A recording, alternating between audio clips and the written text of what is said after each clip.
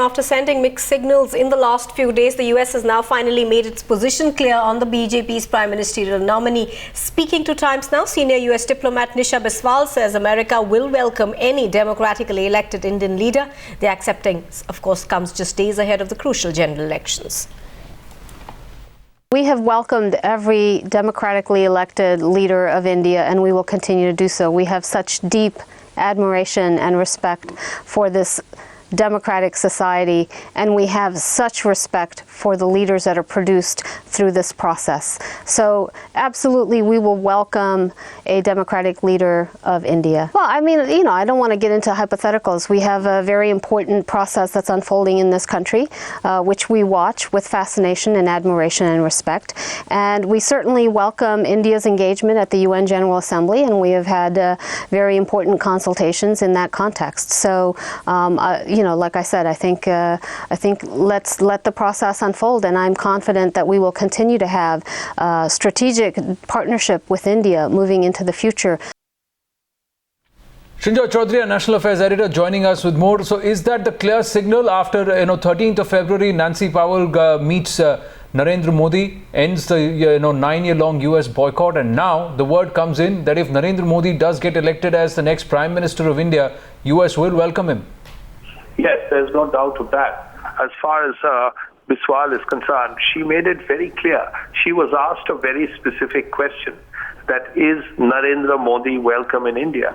And she said that all democratically elected leaders in India are welcome in America. We respect the process, the democratic process.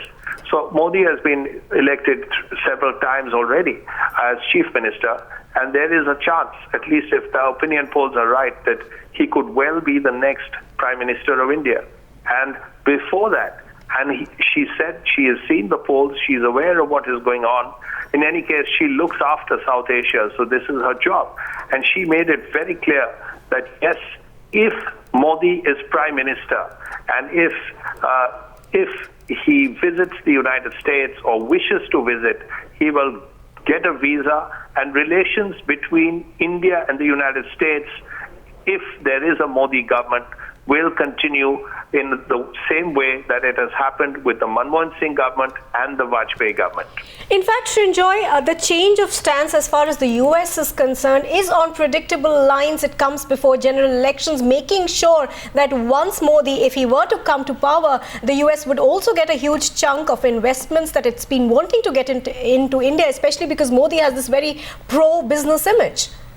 Yes, that is true too, which is why Ambassador Powell was in Gujarat. Specifically, there were a lot of economic issues that were discussed at that time. But the important thing, of course, is the visa. And if the Americans did not give a visa, or they did not make it clear that Modi would get a visa, then they would be blindsided. How could you have relations with India if you cannot accept that the Prime Minister of India has to be given a visa? So it's very, very clear that they will give Modi a visa, and this is a diplomat's way of saying it, that all democratically elected leaders will be welcome in America. She didn't even say that, okay, he will get a visa.